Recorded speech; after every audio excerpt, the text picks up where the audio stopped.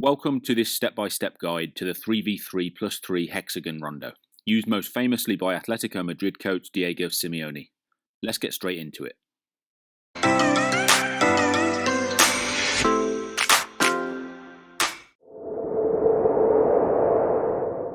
First, let's take a look at what you need in terms of players and equipment. So you need at least 12 players. If you've got more than 12, that's fine. You can rotate them in and out of the exercise. You need some soccer balls, of course.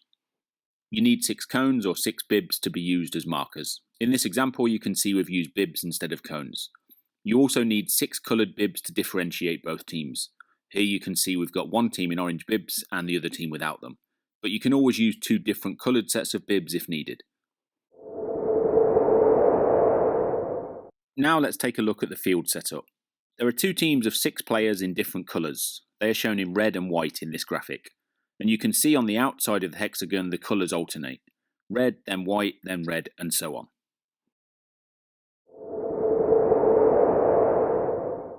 There are various field size options, but it's a good idea to start out with a hexagon that's 7 yards or 7 metres on each side. Yards and metres are roughly the same for the purposes of this video.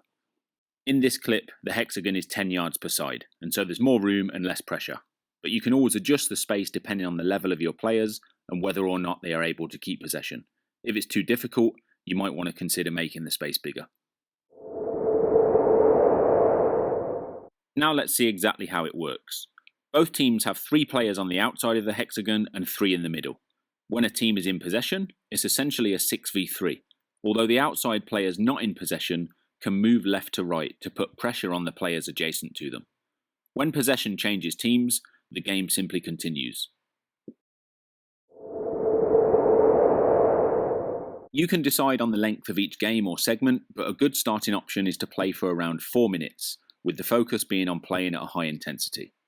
At the end of each 4-minute segment of play, you can change the inside and outside players, or you can choose to do that during the 4-minute segment, say halfway through. You can use touch limitations if you want to push your players to make quicker decisions. If you're just starting out with this exercise, it's probably best not to place touch restrictions on your players until they get used to keeping possession comfortably. Then you can introduce restrictions such as 2 touches maximum, and that will push them to make quicker decisions and pass the ball faster.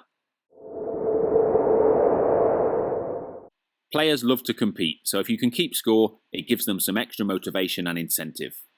Keeping the ball for a set number of passes is a good way to foster competition, with a forfeit for the team who have the set number of passes made against them.